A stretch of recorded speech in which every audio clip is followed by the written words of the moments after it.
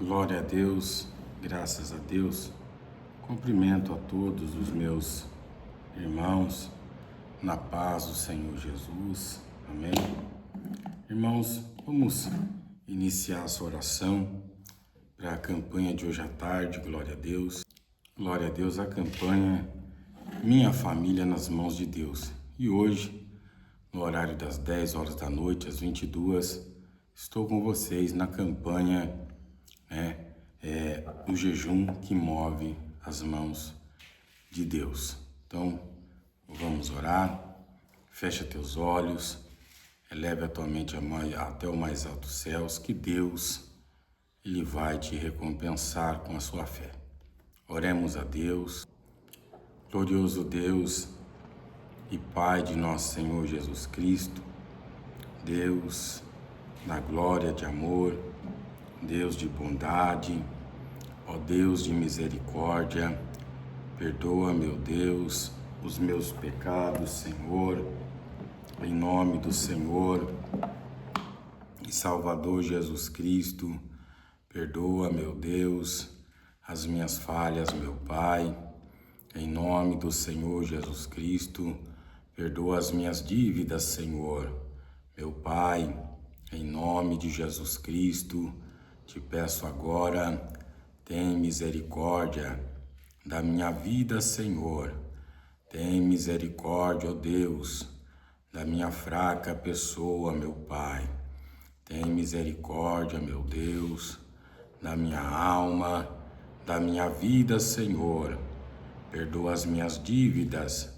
Perdoa, ó Deus, os meus pecados. Perdoa, meu Deus, as minhas falhas. Fortalece, ó Pai, a minha vida com a Tua palavra, com o Teu poder, Senhor. Ó Deus, em nome de Jesus Cristo, te peço agora a libertação, a cura, o milagre, Senhor. Deus, aleluia.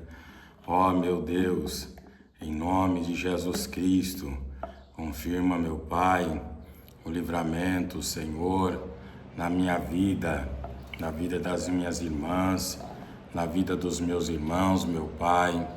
Dá o livramento, Senhor, em nome de Jesus Cristo.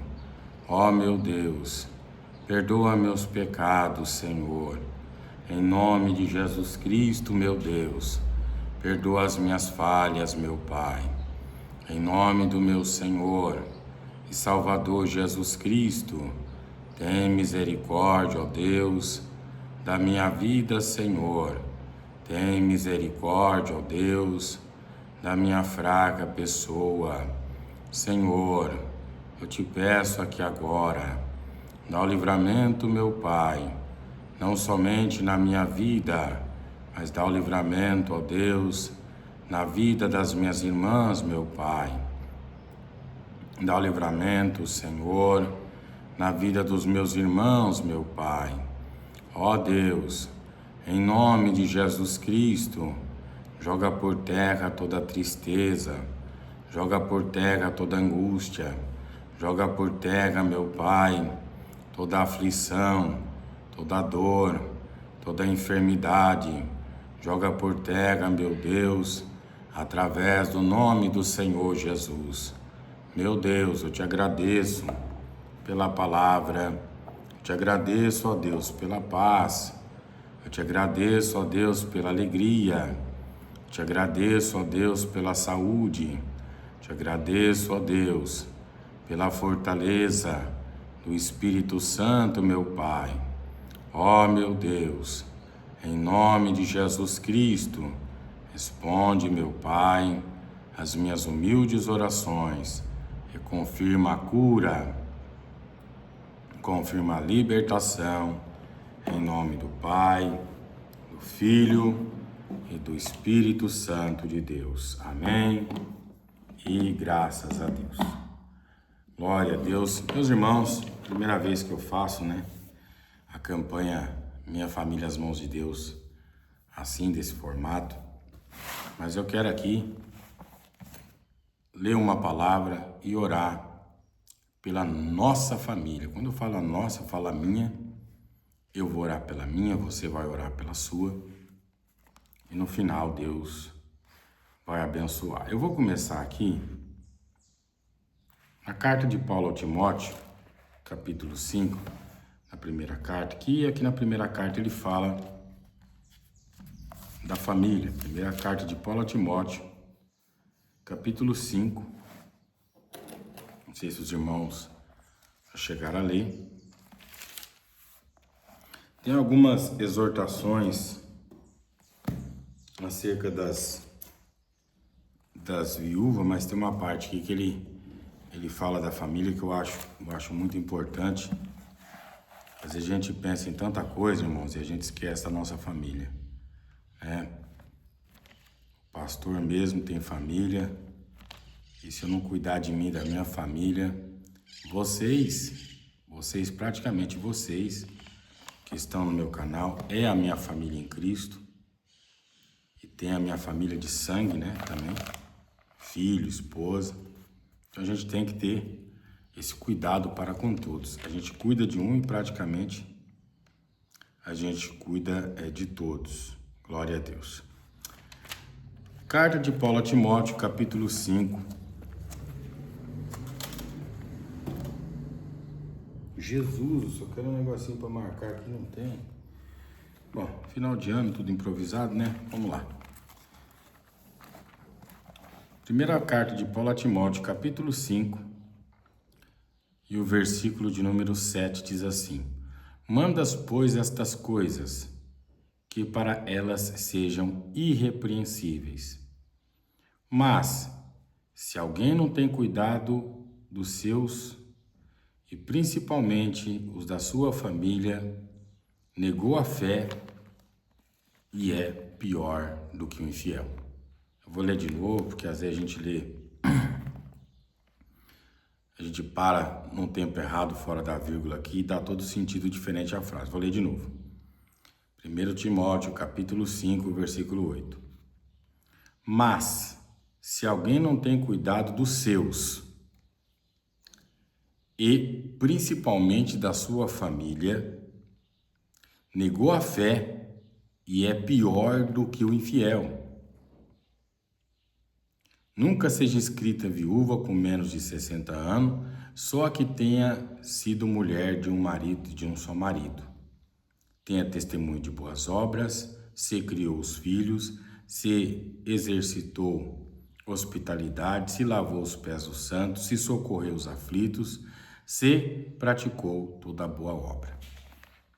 Bom, praticamente a palavra aqui, eu praticamente falei de uma coisa que eu tenho no meu pensamento e acabei lendo depois na Bíblia algo que eu falei na minha mente. É porque já estava, acho que estava gravado no meu subconsciente, esse formato de pensar assim, né? Eu cuido da minha família de sangue, que é eu, minha esposa, meu filho. Cuido da minha família na fé, que é a igreja. E cuido de vocês como? Orientando vocês na palavra. Então aqui ele fala, mas se alguém não tem cuidado dos seus, e principalmente da sua família, então, quer dizer, quem são os seus? Quem são os meus? Vocês. Vocês que entram no meu canal, vocês que buscam informação, vocês que querem ter uma vida de paz com Deus. Quais são os grandes problemas que vocês enfrentam? No meio da família. No meio da família, porque com o tempo, irmãos, entenda, meu filho não vai ser como eu, nem meu neto vai ser como eu. As pessoas, elas vão evoluindo para melhor. Hoje nós chegamos aqui, né, a transmissão de praticamente um vídeo assistido. Antigamente ninguém tinha uma televisão, né, ou sequer um rádio, há 30, 40 anos atrás, até 20 anos atrás, televisivo assistido, você está me assistindo aqui e ouvindo eu, há 20 anos atrás não existia, só canal de televisão. Você vê como as coisas evoluíram. Então a nossa família também tem que evoluir, claro, para melhor. Que não fique ali no livro de Êxodo, capítulo 20, eu visito a maldade dos pais nos filhos. Quer dizer, os nossos filhos, a maldição hereditária dos nossos antepassados tem que parar em nós. que os nossos pais, os nossos antepassados fizeram de errado, nós não podemos copiar eles. Porque se nós copiamos eles, os nossos filhos nos copiam.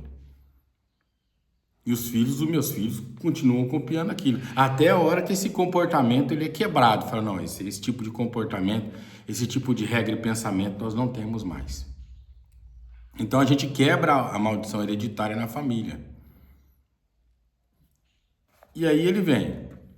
Mas, se alguém não tem cuidado dos seus, então quando eu não explico para vocês o que é maldição hereditária, livro de Êxodo 20, versículo 5, eu visito a maldade dos pais nos filhos, porque não adianta nada eu falar para você, eu visito a maldade, Deus falando, eu visito a maldade dos pais nos filhos, até a terceira e quarta geração daqueles que me aborrecem. Aí você fala, tá, mas o que os filhos têm a ver com os pecados dos pais? Aí você fala, realmente não tem nada a ver. A primeira coisa que você vai falar, não entendi a palavra. Mas quando eu explico para você que você não copia o comportamento dos seus pais na tua geração, para que seus filhos e os seus netos não tenham o mesmo comportamento, então você sabe que ele está falando de comportamento. Por exemplo, o povo de Israel, que saiu da terra do Egito, os que tinham mais de 20 anos de idade, entraram em Canaã? Não. Só os que foram criados no deserto. Por quê? Porque o costume tinha sido mudado pelo fato de eles estarem atravessando o deserto para chegar em Canaã. E como os pais aborreceram a Deus, Deus achou por bem não deixar aquela geração herdar a terra prometida, porque era uma geração que tinha costumes egípcios. Criaram eles no deserto, na dificuldade, para que seus filhos fossem diferentes. Então, esse é o cuidado que o pastor tem, levar a palavra de maneira correta, a informação de maneira correta, para que você venha se livrar dessas maldições. Mas se alguém não tem cuidado dos seus, e principalmente da sua família, negou a fé, e é pior do que o infiel. Então, o pastor que ensina a palavra, quando ele não ensina a palavra, quando ele não explica para você quais são os problemas que atingirão a sua vida se você não mudar o seu comportamento e a forma como você enxerga as coisas, Deus ele já chama a atenção do pastor. Por quê? Porque é o pastor que direciona, é o pastor que ensina. É o pastor que dá o horizonte, que ele fala, olha, é por aqui, a palavra está falando aqui. Tanto que hoje eu conversava com meu tio, eu oro por revelação, mas eu sou muito pé atrás, né, irmãos? Para mim é a Bíblia. A revelação para mim é a Bíblia. Ah, mas o senhor chama por revelação. Eu tenho o dom, Deus me deu, mas eu gosto de ficar muito no que está escrito. Ah, pastor, mas eu casei e não deu certo. O que a Bíblia Sagrada fala do casamento em si? É simples, né? Quando a mulher, se separa ou dá problema, porque às vezes a gente não segue, né? A gente não segue aquilo que a Bíblia Sagrada pede. Por exemplo, você vai casar, você gostou de um rapaz, você se apaixonou. Vocês dois estão decididos a casar. O que é o casamento? É a formação de um novo ninho.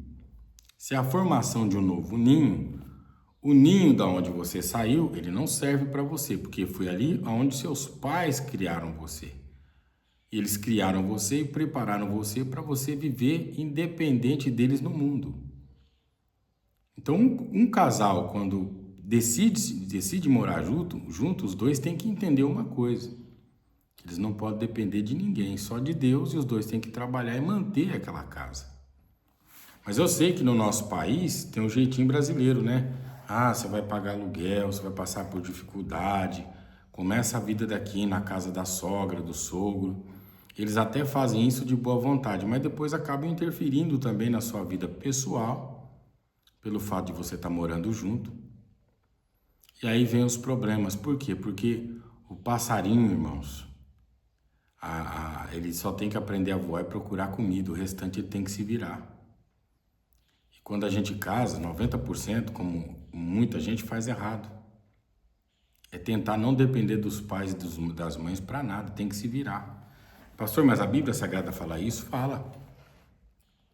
Efésios capítulo 5 e o versículo 31 diz assim: Por isso, deixará o homem seu pai e sua mãe e unirá a sua mulher. Quer dizer, o homem vai deixar o pai e a mãe. Por que ele vai ter que deixar o pai e a mãe? Porque o pai e a mãe não vai poder optar no casamento, vai poder opinar. A mulher também tem que deixar a mãe. Por quê? Para a mãe não opinar no casamento. Ah, pastor, mas você é contra? Não é, irmãos. É porque você e teu esposo, vocês vão se unir, vocês vão se tornar uma carne só.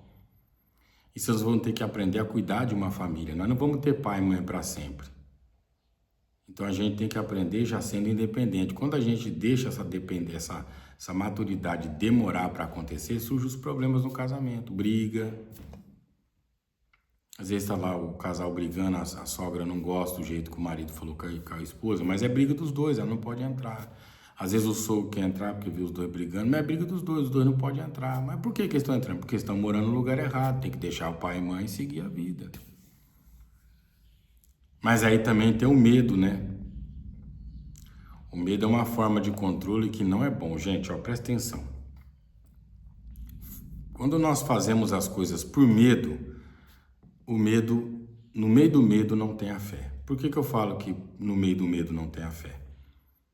Porque o que é a fé? O justo viverá pela fé. Aí aquele casal quer morar junto, quer se casar, aí eles falam assim, a gente não tem onde morar. Vamos começar ali na casa da minha... mas ela vai ter que pagar aluguel? Qual que era o correto? Pagar aluguel. Indo pagando aluguel e preparar e esperar a oportunidade da parte de Deus de comprar a sua própria casa. Claro, você não vai alugar casa de parente, você vai alugar uma casa longe dos seus parentes, você vai se virar. E a hora que Deus preparar uma situação, você vai e compra a sua casa. Isso quando você não tem medo, mas agora quando você tem medo da dificuldade, tem medo de passar por necessidade, aí você já age por medo. Pronto, você vai para o lugar onde estão dizendo que vão te ajudar. Eles vão te ajudar no começo. Mas depois, na hora do problema de vocês, aí tudo mistura e dão esses problemas terríveis que a gente vê em muitas famílias. Essa é a palavra que eu tenho para deixar para você na campanha hoje, Minha Família nas Mãos de Deus. Você que percebeu que essa palavra falou com você, medita nela, fecha teus olhos agora. Vamos orar em favor do nosso lar, da nossa família. Grande e eterno Deus, em nome do Senhor Jesus Cristo, eu te apresento, meu Deus, todas as minhas irmãs, o irmão Carlos Silva, a irmã Delci, a irmã Daniela Goldin, a irmã Divalda. Ó Deus, abençoa todas as irmãs, meu Pai. A irmã Daiane, o irmão André Lima. Enfim, tem muitos nomes que vêm à minha mente agora. E os irmãos que participaram da última live, né? Que estavam conosco. Senhor, todos os irmãos e irmãs que entrar nessa live e deixar aqui o seu pedido de oração. Essa pessoa que tem aqui a sua dúvida. Ó Deus, socorre agora. Todos os nomes que estão sendo escritos agora. Cobre esses nomes agora com uma gota do teu sangue, Jesus. Através, ó Deus, da tua palavra. Em nome do Pai, do Filho e do Espírito Santo de Deus. Senhor, quebra toda maldição agora. Opera maravilhas em nome de Jesus. Amém? Meus irmãos, eu volto com vocês agora no horário das 22 horas, fazendo uma oração, deixando mais uma palavra e orando por vocês. Hoje, às 22, é a campanha O Jejum que Move as Mãos de Deus. Desde já quero agradecer a todos, a paz do Senhor Jesus Cristo, que Deus vos abençoe.